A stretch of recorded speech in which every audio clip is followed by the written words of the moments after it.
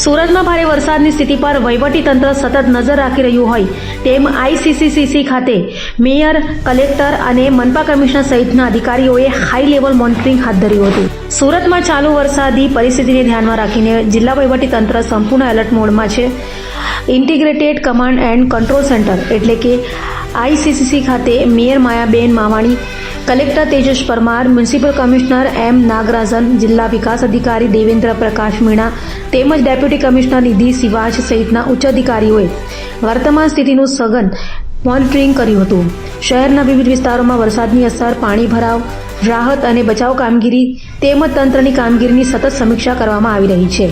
નાગરિકોને સમયસર મદદ મળી રહે તે માટે તમામ વિભાગોને સતત સતર્ક રહેવા સૂચના આપવામાં આવી છે.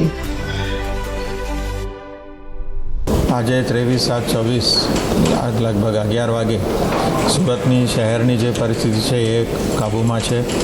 એની અંદર સીમાડા ખાડી અને બેદવાડ ખાડીના જે પાણીનું લેવલ છે એ ડેન્જર લેવલથી ઉપર ચાલી રહ્યું છે. 34 જેટલા જગ્યાઓમાં લો લાઇન વિસ્તારમાં પાણીનું ભરાવ થયેલું છે, જેનું નિકાલનું કામગીરી યુદ્ધના ધોરણે ચાલી રહેલ છે.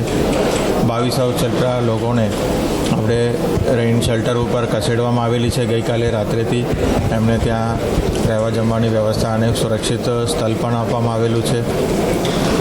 અત્યારે હાઈ ટાઈડનું પરિસ્થિતિ ચાલી રહ્યું છે, એટલે લોકોને ખાસ વિનંતી કરવામાં આવે છે કે ઘરથી બહાર નીકળવાનું આજે ટાલે.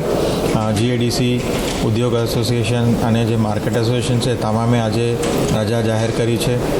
એ સાથે સાથે લગભગ 26 જેટલા જે બસ રૂટ છે, સિટી લિંક બીઆરટીએસ છે, એ પણ બંધ કરવામાં આવેલી છે. પોલીસ ખાતાના સાથે રહીને અલગ અલગ જગ્યાઓમાં બેરિકેડિંગ પણ કરીને ટ્રાફિકને પણ નિયમન કરવામાં આવ્યું છે અથવા બંધ પણ કરવામાં આવેલું છે.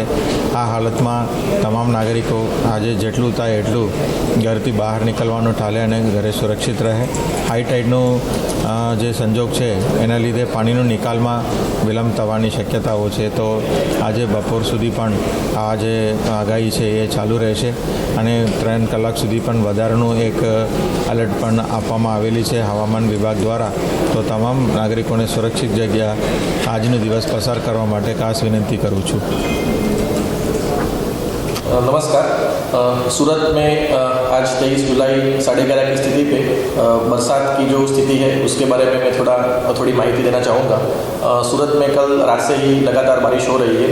तकरीबन तमाम जो तहसील है उसमें बारिश हो रही है. सबसे ज़्यादा उमरपाड़ा में सुबह 2 बजे से लेकर 6 बजे तक 10 इंच जितनी बारिश हुई और सुबह 6 बजे से लेकर 10 बजे तक भी 7 इंच जितनी बारिश हुई है.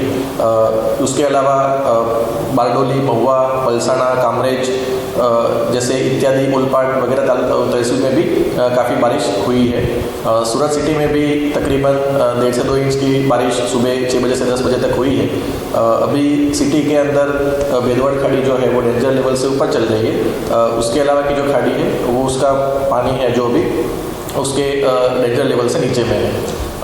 सिटी में जो बारिश है वो स्टेडी अभी बारिश हो रही है और सूरत जो रूरल एरिया है वहाँ पे भी अलग अलग तहसील में अभी बारिश स्टेडी है. हम लोग सूरत में कुल एनडीआरएफ की 1 टीम और एसडीआरएफ की 3 टीम शहर में और एक रूरल एरिया में एक एसडीआरएफ की टीम अभी मौजूद है, ताकि कोई भी अगर इमरजेंसी सिचुएशन आती है तो उसको हम लोग टैकल कर पाए. कल रात को सूरत शहर में तकरीबन 2200 से ज़्यादा लोगों को सेफ जगह पे उनका पहले ही स्थलांतर किया गया था.